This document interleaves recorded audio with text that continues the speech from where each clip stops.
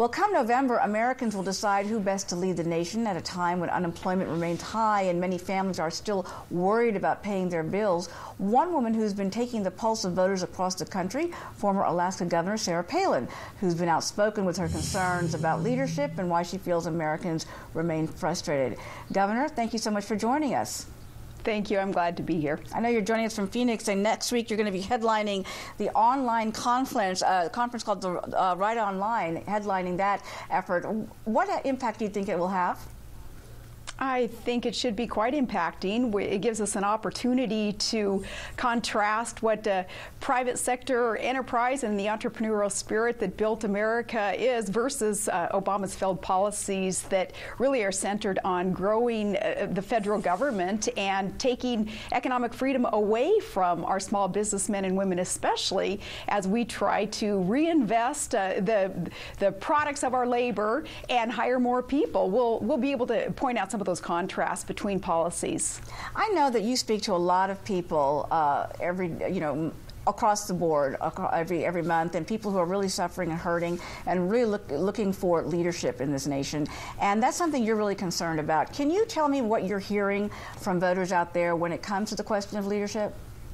Well, it's not just hardcore conservatives, fiscal conservatives in the Republican Party, but it's many, many independents and just good patriotic Democrats who are understanding that President Obama's policies are failing this country. When you have 23 million Americans underemployed and unemployed and millions more on food stamps and those having to rely on government or feeling invited to rely on government instead of their own work ethic in order to survive, so many Americans are understanding that we do need a choice come November. Do we need to continue down this downward trajectory in our economy based on President Obama's failed policies that are kind of modeled after failed socialist nations, or can we go another direction and can we allow the private sector to grow and thrive? That's what I'm hearing from Americans, is that great concern. Speaking of the private sector, I'd like to get your reaction to the president's remarks yesterday saying that the private sector was just fine.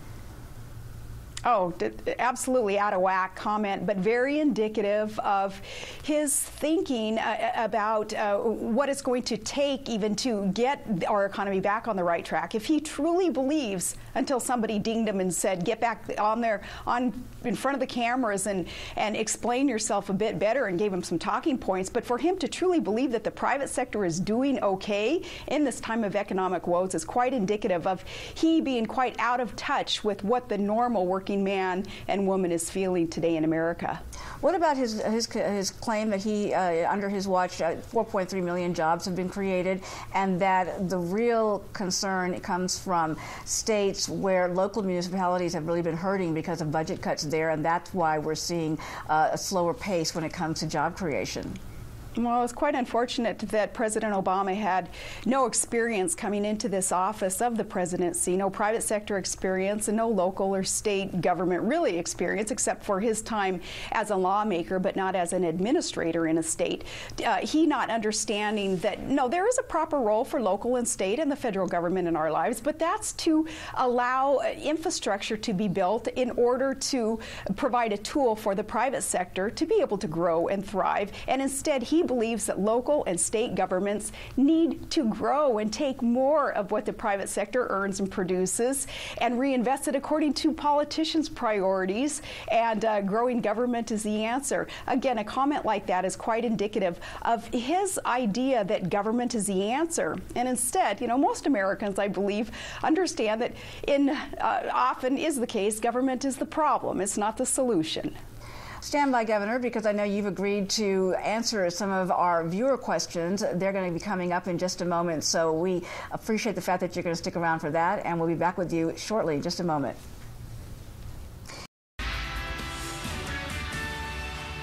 Welcome back, everybody. Well, we're back live, and we're very happy to have her, Governor Sarah Palin, live from Scottsdale, Arizona. Governor, we have some questions our viewers have sent us through Twitter and Facebook. Now, we received a lot of questions, but we're not going to be able, of course, to get to them all, but here are just a few. From Facebook, Jan Nicholson Page is asking, during an interview last year with Sean Hannity, you discussed the possibility of a third party if the GOP continued to resist the new crop of common sense conservatives. Do you still think this is a possibility?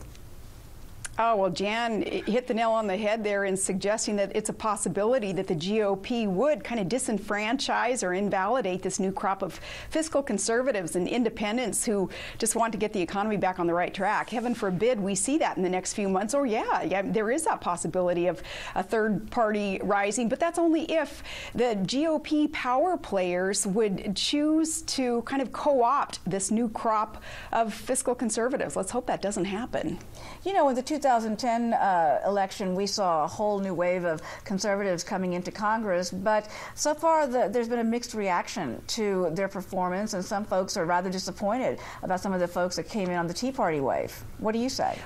Well, you know, and then on the flip side, we have those who have stood so strong, like Alan West and others, who have said, no, I won't be co-opted by some of those power players in that GOP machine who still want this controlling hand over the GOP mechanisms. And we have a good freshman crop in there who is, you know, they're trying to do the right thing and getting government back on the side of the people and get it off our backs. And we need to continue to encourage that new crop of lawmakers who understand what government's proper role is. Okay, on to another Facebook question.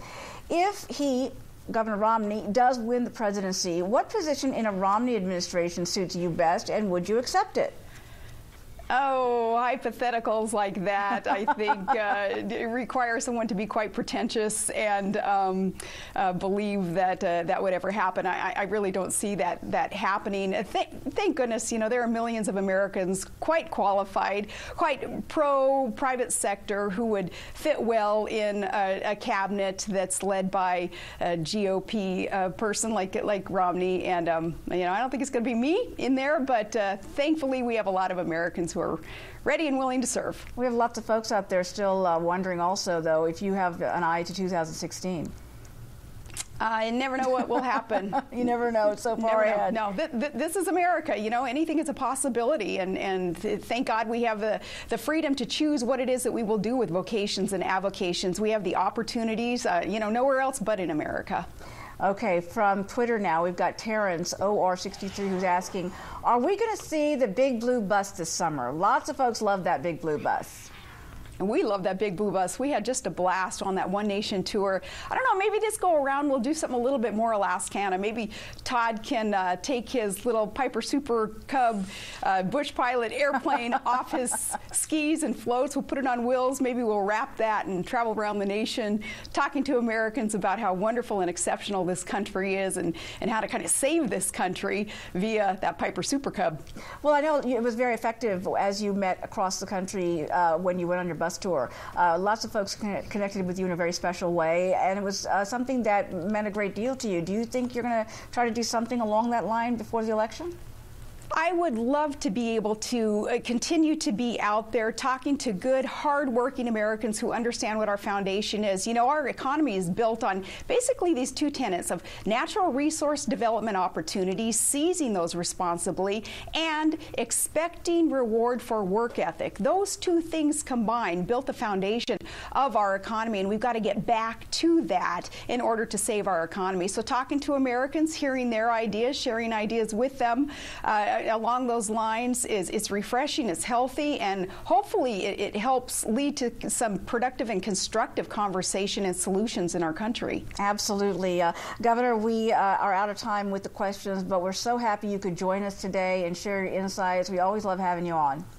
Thank you so much. Keep up the great work. Thank you very much. Take care.